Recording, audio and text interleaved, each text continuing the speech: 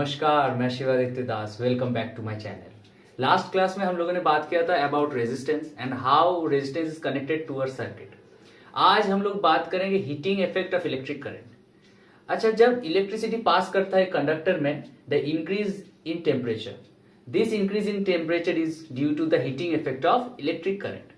अब एक कंडक्टर में टेम्परेचर कैसे इंक्रीज करता है? जब इलेक्ट्रॉन मूव करता है, इलेक्ट्रॉन स्मूथली नहीं मूव करता। जब हम स्विच ऑन करते हैं, इलेक्ट्रिसिटी पास करता है, एक इलेक्ट्रॉन ड्रिफ्ट होता है, जैसे पोटेंशियल डिफरेंस में मैंने बताया था, माइनस से प्लस में जाता है। इस ड्रिफ्ट के दौरान नॉर्मल स्मूथली मूव नहीं करता electron. There are number of collisions, एक से दूसरा टकराता है। ये जो टकराता है जब, तो ये काइनेटिक एनर्जी मेरा बढ़ता है। There is an increase in kinetic energy. अभी काइनेटिक एनर्जी मेरा कंडक्टर का आयंस को वाइब्रेट करता है।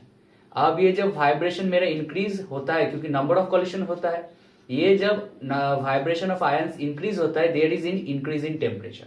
That's why the temperature increases when electricity passes through a conductor.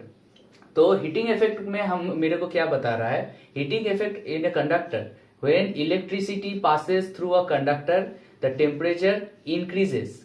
This is known as heating effect of electricity.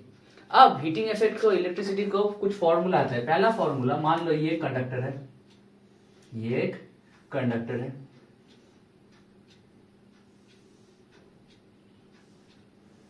ये मेरा potential difference है इसका, ये मेरा पोटेंशियल डिफरेंस है। इलेक्ट्रिसिटी मेरा इधर से इधर मूव कर रहा है, इधर से इधर इलेक्ट्रिसिटी मूव कर रहा है, मतलब इलेक्ट्रॉन का डायरेक्शन इस तरफ है। The direction of electrons are in opposite direction. ठीक।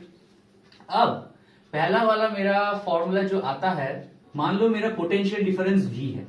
अब पोटेंशियल डिफरेंस का फॉर्मूला हम लोग को क्या मालूम है? W/Q, that is work done by charge.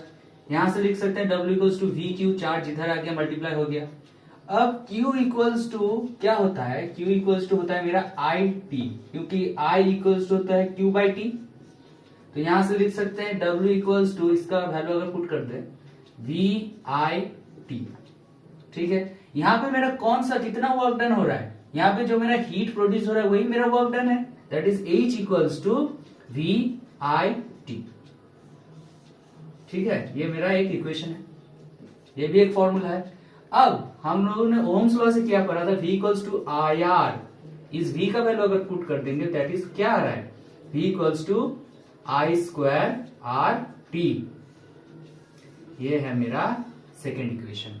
अब ये जो मेरा इक्वेशन है, इससे हम लोग क्या बता सकते हैं? जो हीट है, heat is directly proportional to I², heat is directly proportional to resistance, heat is directly proportional to time.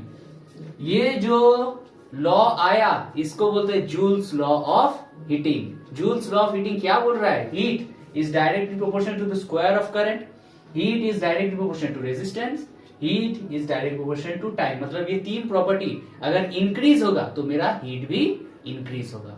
ठीक है। अब जूल्स लॉ ऑफ हीटिंग का कुछ एप्लीकेशन है। वो पहला एप्लीकेशन है जो हमारा इलेक्ट्रिक आयरन होता है, इस्त्री, जिससे हम लोग इस्त्री करता है, वो आयरन। सेकेंड है मेरा बल्ब, थर्ड है गीजर। ऐसे बहुत सारा मेरा एप्लीकेशन है, वो सब मेरा किसके ऊपर काम कर रहा है? Heating effect of electric current. अब बात करेंगे इलेक्ट्रिकल एनर्जी के बारे में। What is electrical energy? Electrical energy is the amount of work done to maintain the current across the electric circuit, is known as electrical energy. अब electrical energy का जो मेरा फॉर्मूला होता है, दैट इज इक्वल्स टू, हम लोगों को मालूम है ये Q इक्वल्स टू IT। ठीक है। अब V इक्वल्स टू होता है मेरा, इसका एक नंबर इक्वेशन दे देता है, V इक्वल्स टू W/Q। जहां से मेरा W इक्वल्स टू हो जाता है VQ। Q का वैल्यू बैठा देंगे तो W इक्वल्स टू आएगा मेरा VIT। अब ये जो मेरा वर्क डन है एक सर्किट में, एक वर्क डन है, वही मेरा इलेक्ट्रिकल एनर्जी है। तो E इक्वल्स टू आ जाएगा मेरा VIT। तो electrical energy is the amount of work done to maintain the voltage across the electrical circuit, electrical energy. अच्छा, अब बात करेंगे पावर के बारे में। What is electrical power? Electrical power is the work done per unit time. मतलब P, मेरा जो इलेक्ट्रिकल पावर है, electrical power P equals to W/Q। मतलब sorry W by T, that is P equals to W by T. अब अभी हम लोग क्या निकाले, E equals to V I T, E equals to V I T, वहां से अगर बैठा दिए V I T by T, मतलब P इक्वल्स टू आया मेरा वी आई। तो power equals also known as the product of voltage and current. ठीक है, पावर को अगर डिफाइन करने बोलेगा, it is the amount of work done per unit time, that is known as electrical power, जिसको हम ऐसे भी लिख सकते हैं P इक्वल्स टू वी आई। अब ये कहां से आया, ये अभी हम लोग निकाले W equals to V I T, वहां से हम निकाले क्या वर्क डन क्या हो रहा है, वही मेरा एनर्जी है, that is V I T. ये वाला फॉर्मूला हम यहाँ पे बैठा दिए, ये कैंसिल आउट हो गया T, तो P इक्वल्स टू वी आई। समझ में आया सबको। अब पावर का और भी रिलेशन होता है, कैसे, हम अगर ओहम्स लॉ यूज करें, ठीक है, ओहम्स लॉ में हम लोगों ने क्या पढ़ा था, V equals to I R पढ़ा था। तो वहां पे अगर बैठा दे इसको, यहाँ पे इसको एक नंबर इक्वेशन मान लो, इक्वेशन 1 में बैठाते तो P इक्वल्स टू क्या आएगा, I R into I, that is P equals to I square R. ठीक, ये भी मेरा एक इक्वेशन है। ठीक है, अगर इसको हम करंट के रेस्पेक्ट में लिखेंगे तो I इक्वल्स टू क्या आता है मेरा ओम्स लॉ से, V बाई आर।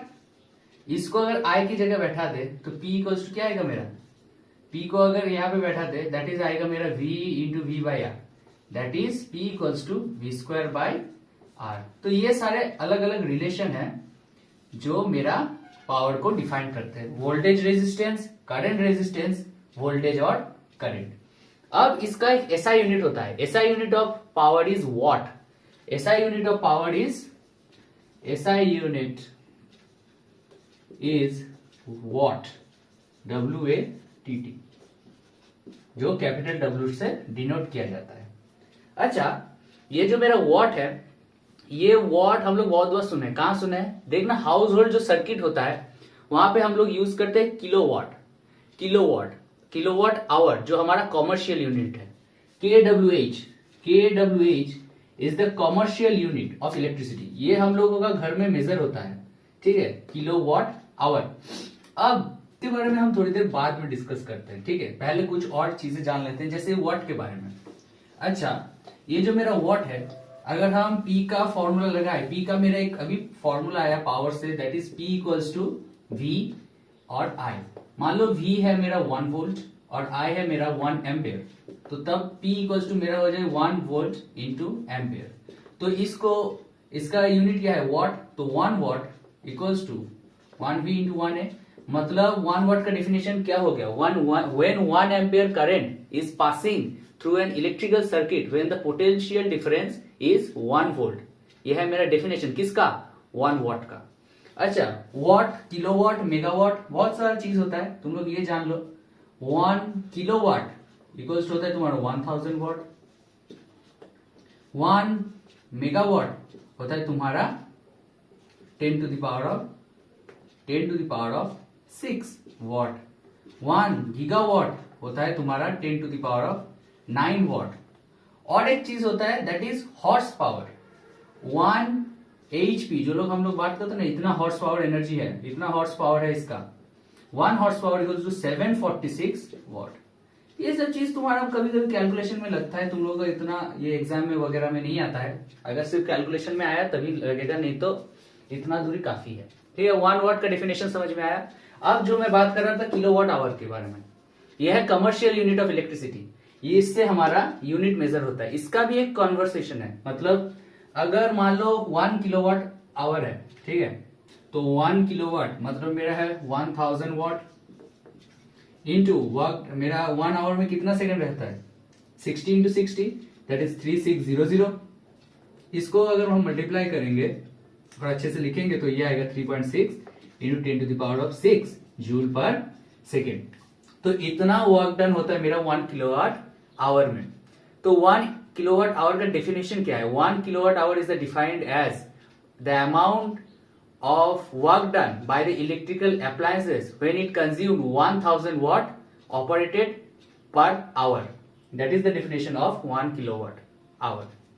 तो इसको हम 1 यूनिट भी बोलते हैं। अब इसको, इससे हमारे इलेक्ट्रिसिटी कैसे मेजर होता है, मान लो मेरा 3 महीने में 1000 किलोवाट कंज्यूम हुआ है, तो मान लो मेरे लोकल एरिया का जो यूनिट है वो 7 रुपया है।